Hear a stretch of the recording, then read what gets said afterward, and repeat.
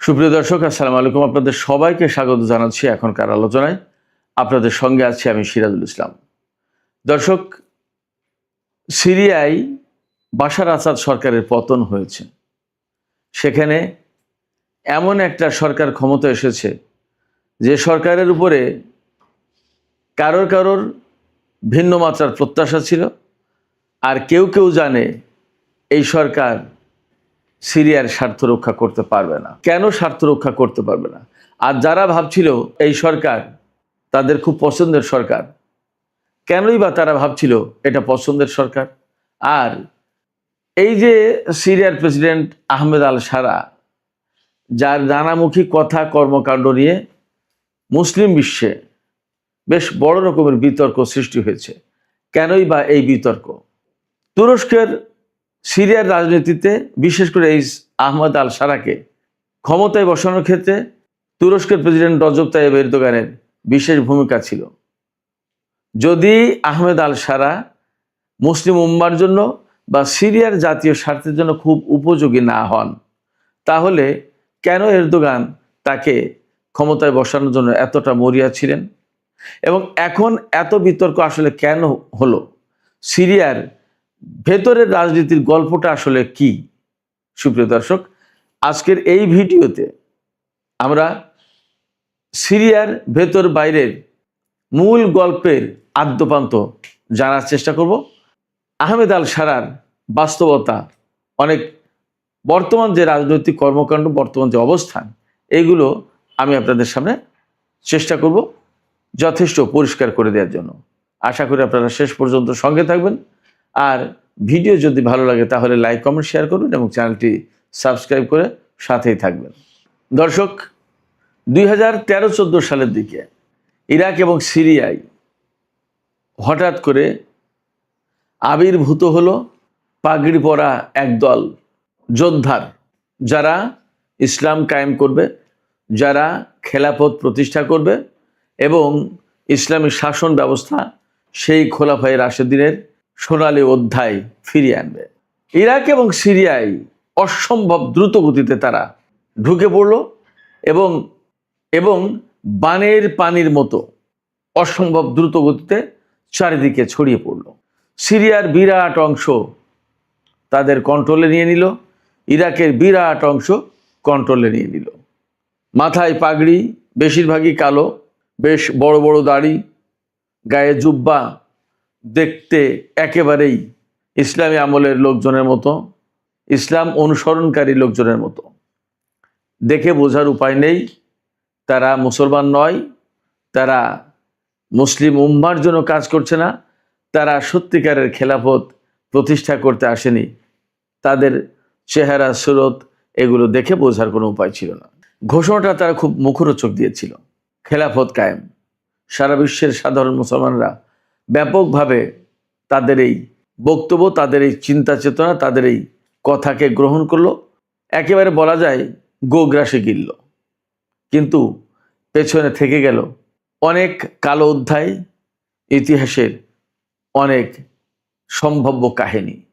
কি সেই কালো অধ্যায় এবং কি সেই সম্ভাব্য করুণ কাহিনী? কালো অধ্যায় হলো এই যে যারা খেলাফত প্রতিষ্ঠার নামে বানের পানির মতো ছড়িয়ে পড়লো ইরাক এবং সিরিয়ায়, তারাই অল্প কিছুদিনের ভেতরেই এমনভাবে মানুষ হত্যা শুরু করলো, নারীদের ধর্ষণ করলো, এমনভাবে অত্যাচার, নির্যাতন, নিপীড়ন চালালো এবং এমনভাবে জোর জবরদস্তি করলো, সরকারি বাহিনীগুলোকে নাস্তানাবুদ করে দেওয়ার চেষ্টা করলো এবং তাদের কর্মকাণ্ডের ভেতর দিয়ে খুব অল্প সময়ের ভেতরে পরিষ্কার হয়ে গেল এরা খেলাফত প্রতিষ্ঠা করতে আসেনি, এরা কারোর হয়ে বিশেষ কোনো এজেন্ডা বাস্তবায়ন করতে এসেছে। খুব দ্রুতই বিষয়গুলো অনেকের কাছেই স্পষ্ট হয়ে গেল। বিশেষ করে ইরান এই বিষয়টি খুব দ্রুত বুঝে ফেলল এবং এর পাল্টা ব্যবস্থা নেওয়া শুরু করলো।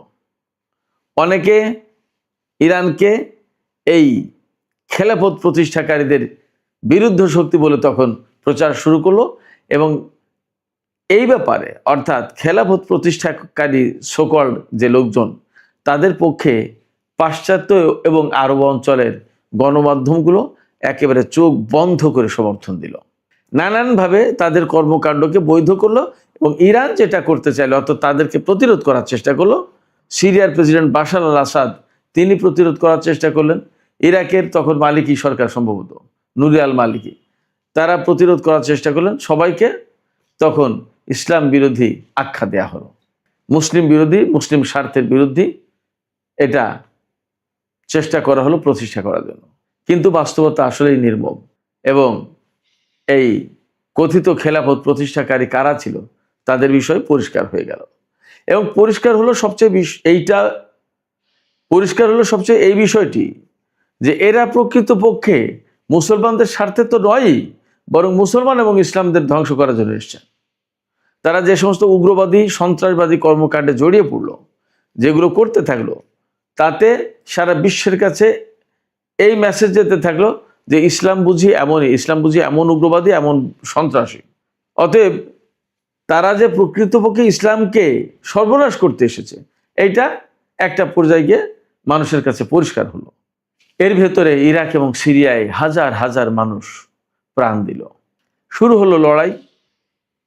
একপাশে পশ্চিমা এবং আরব বিশ্বের ব্যাপক সমর্থনপুষ্ট, তুরস্কের সমর্থনপুষ্ট এই আইএস, এবং এখান থেকে অনেকগুলো ফ্র্যাকশন তৈরি হলো। হায়াতে তাহরির শাম, এরকম অনেকগুলো সংগঠন হলো, যার কোনোটার পেছনে তুরস্ক, কোনোটার পেছনে আমেরিকা, কোনোটার পেছনে ইসরায়েল, কোনোটার পিছনে আরব বিশ্ব, এইভাবে। বাট সবারই চূড়ান্ত লক্ষ্য সিরিয়া থেকে বাশার আল আসাদ সরকারকে হটাও। ইরাকে তারা খেলাফত কায়েম করেছে এবং অন্যায়, অনাচার, নির্যাতন, হত্যা, ধর্ষণ এগুলো চালিয়ে যাচ্ছে। ইরাকে আসা মানেই হচ্ছে ইরানের সীমান্তে একদম। তখন ইরানের তো গায়ে জ্বালা ওঠার কথা।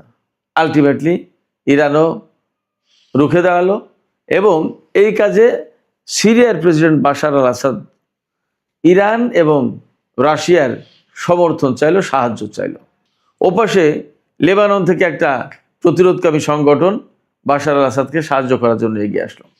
শুরু হলো তুমুল লড়াই।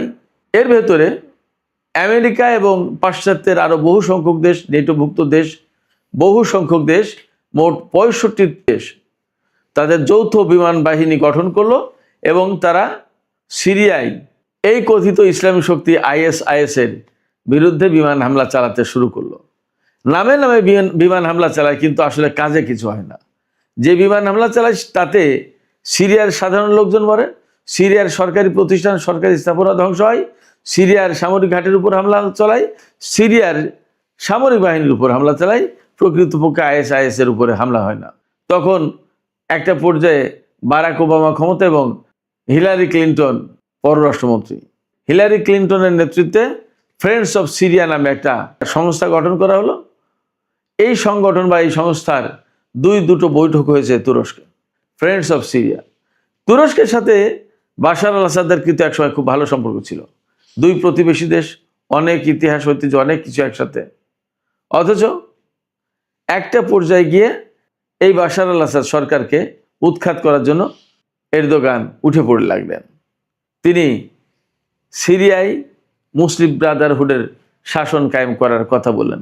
নিজের দেশে ইসলামী শাসন প্রতিষ্ঠার কোনো খবর নেই, নিজের দেশে মুসলিম ব্রাদারহুডের শাসনের কোনো খবর নেই, কিন্তু সিরিয়ায় মুসলিম ব্রাদারহুডের শাসন প্রতিষ্ঠার জন্য তিনি খুব অ্যাডামেন্ট হয়ে উঠলেন, সিরিয়াস হয়ে উঠলেন।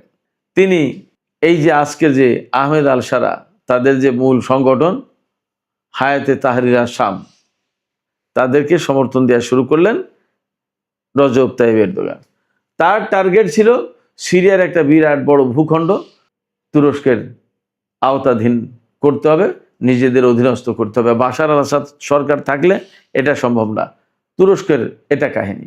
ইসরায়েল বা পাশ্চাত্যের তাদের প্রত্যাশা ছিল বাশার আল আসাদ সরকার যতক্ষণ পর্যন্ত ক্ষমতা আছে ততক্ষণ পর্যন্ত সিরিয়ার আকাশ, সিরিয়ার ভূমি মুক্ত না। অতএব ইসরায়েল যে গ্রেটার ইসরায়েল প্রতিষ্ঠা করতে চায় সেটা সম্ভব না।